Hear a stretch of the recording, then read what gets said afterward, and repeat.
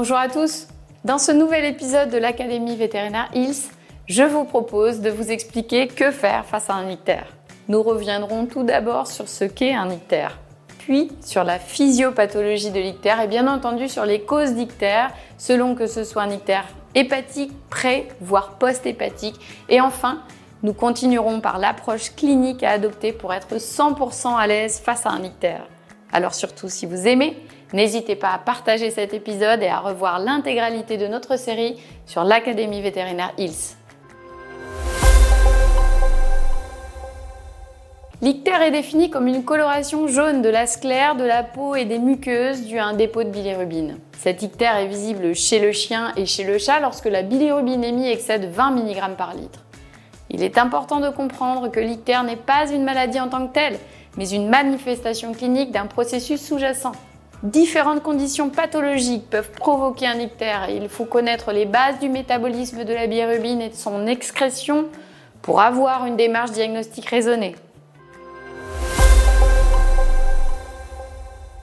La bilirubine est un produit terminal du métabolisme de l'hème. Cette hème est libérée à partir de l'hémoglobine lorsque les hématies sénescentes ou endommagées sont extraites du sang par le système phagocytaire mononucléé de la rate, du foie et de la moelle osseuse. Au sein d'une cellule mononucléée comme le macrophage, le pigment rouge porteur d'oxygène, l'hème, est clivé et forme le pigment vert appelé biliverdine. Cette biliverdine est réduite en bilirubine qui est excrétée dans le sang sous sa forme non conjuguée et transportée jusqu'au foie liée à l'albumine.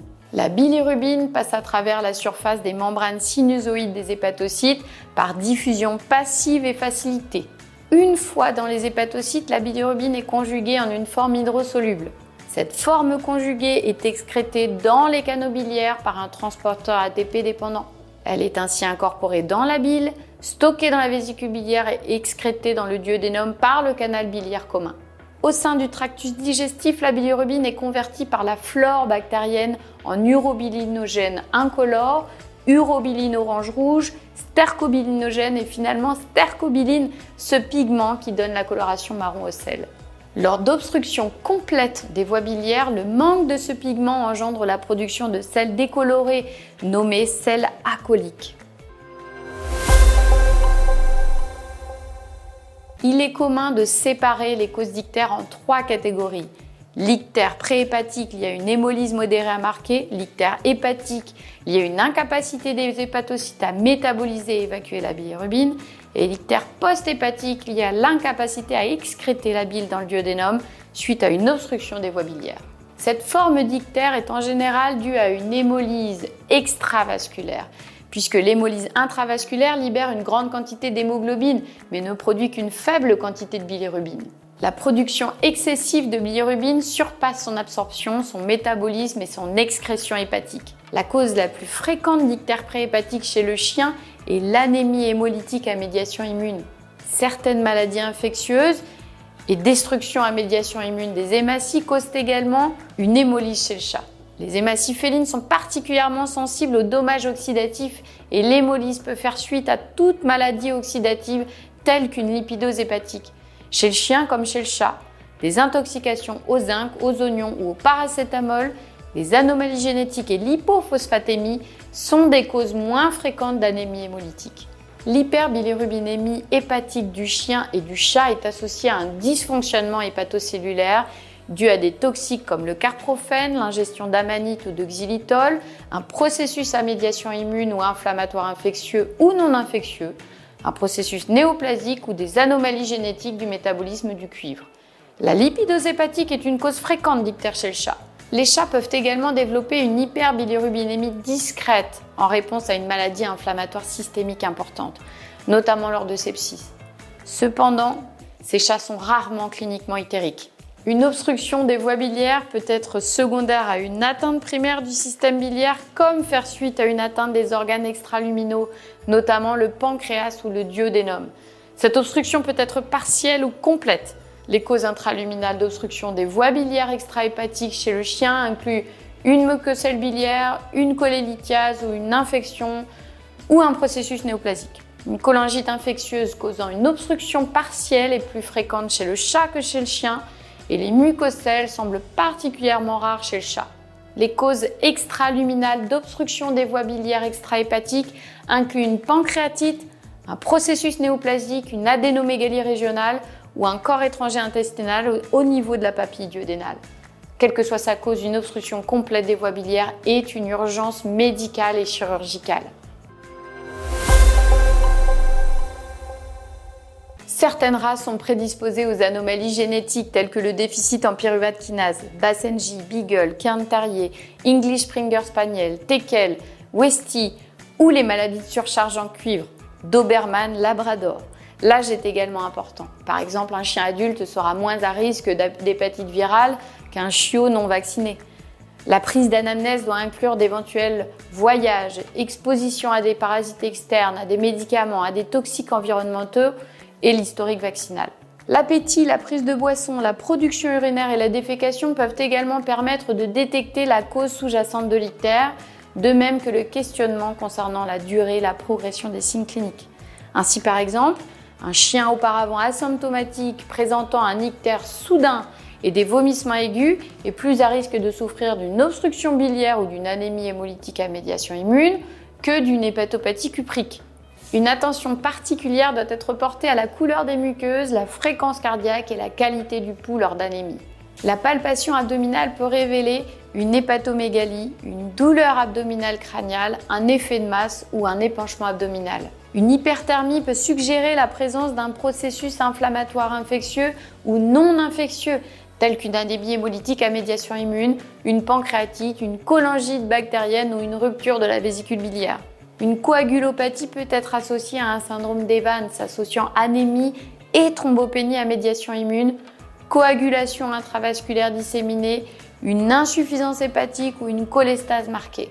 L'inspection de la peau ou des muqueuses peut alors révéler la présence de pétéchies ou d'hématomes. La palpation transrectale peut montrer la présence de méléna ou de saignements gastro-intestinaux secondaires à l'exposition à un toxique ou à une insuffisance hépatique. Un examen nerveux doit être réalisé afin de détecter les signes d'encéphalopathie fréquemment associés à une lipidose hépatique, une insuffisance hépatique aiguë ou une cirrhose. Les informations issues du signalement de la prise d'anamnèse et de l'examen clinique peuvent aider à prioriser les hypothèses diagnostiques et orienter la démarche à adopter. Par exemple, des muqueuses pâles et une tachycardie, une faiblesse, une tachypnée et un pouls bondissant justifient une mesure immédiate de l'hématocrite. Une douleur abdominale crâniale, des vomissements, une hyperthermie et une déshydratation sont typiques d'une obstruction biliaire et justifient la réalisation précoce d'examens complémentaires. Chez tout patient ictérique, une numération formule sanguine est indiquée afin d'identifier et caractériser une éventuelle anémie. Une hémolyse se caractérise en général par une anémie macrocytaire régénérative alors qu'une hépatopathie chronique cause le plus souvent une anémie microcytaire non régénérative. Ce dernier type d'anémie est le plus fréquemment dû à des pertes sanguines chroniques, notamment lors de saignements digestifs. Les chats présentant une lipidose hépatique peuvent développer une anémie régénérative à corps de Heinz. Une spérocytose et une auto-agglutination évoquent une destruction à médiation immune des hématies et un leucogramme de stress est souvent présent. Une thrombopénie est possible lors de syndrome d'Evans ou de CIVD. Le bilan biochimique doit inclure le dosage de l'activité des phosphatases alcalines, PAL, de l'alanine aminotransférase, ALAT, de l'aspartate aminotransférase, AZAT, de la gamma-glutamyltransférase, GGT, et du cholestérol, de l'urée, de l'albumine, de glucose et de la bilirubine. L'ictère post-hépatique se caractérise en général par une hyperbilirubinémie, une élévation marquée des enzymes de cholestase, PAL-GGT, et de cytolyse hépatique, ALAT-AZAT, et une hypercholestérolémie modérée à marquer. Les marqueurs fonctionnels hépatiques tels que l'urée, l'albumine, le glucose sont dans la majorité des cas dans les valeurs usuelles lors d'ictère post-hépatique. Lorsque l'ictère est hépatique, l'augmentation de l'activité de l'ALAT est similaire à celle des PAL, alors que l'urée, l'albumine et le glucose peuvent être diminués. Lors d'HMI, une augmentation discrète à modérée de l'activité des enzymes hépatiques est possible. Des PAL supérieurs à l'ALAT couplés à des GGT normales chez un chat obèse ictérique sont très évocatrices d'une lipidose hépatique. Des radiographies abdominales permettent de détecter un corps étranger métallique éventuellement associé à une intoxication au zinc, un effet de masse ou des cholélites. Des radiographies thoraciques sont indiquées pour la recherche de lésions métastatiques, de foyers de pneumonie ou d'une cause d'anémie hémolytique secondaire. L'échographie abdominale est un examen intéressant non invasif du système biliaire, du parenchyme hépatique, du pancréas, du mésentère environnant et de nœuds lymphatiques régionaux. La sensibilité de cet examen dépend largement du degré d'expertise de l'imageur. Cette procédure invasive n'est recommandée que lorsqu'une dilatation persistante du canal cholédoque est visible, associée à une hyperbilirubinémie, une mucoselle biliaire, une rupture de la vésicule biliaire ou des cholélytes obstructifs.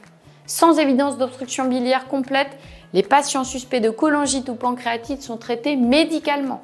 Si une obstruction partielle est suspectée, un suivi de la bilirubinémie et des anomalies échographiques est essentiel pour évaluer la réponse au traitement. Si une cholangite est suspectée, une aspiration écho-guidée à l'aiguille fine de la vésicule biliaire suivie d'une culture de la bile est recommandée pour aider au choix de l'antibiothérapie. Lorsqu'une origine hépatique est suspectée, une cytoponction écho-guidée du parenchyme hépatique est recommandée. L'examen cytologique est surtout utile dans le diagnostic de processus tumoraux infiltratifs diffus et d'une lipidose hépatique. Des biopsies sont recommandées lorsque la cytologie n'est pas conclusive. Attention, lorsqu'on envisage de faire des prélèvements hépatiques sur un animal ictérique, un bilan de coagulation doit obligatoirement être réalisé avant la procédure. Toute anomalie significative doit amener à décaler le prélèvement et traiter avec de la vitamine K. J'espère que vous êtes désormais incollables sur l'ictère. Alors surtout, si vous avez aimé, n'hésitez pas à partager cet épisode et à revoir l'intégralité de notre série sur l'Académie vétérinaire ILS. À bientôt!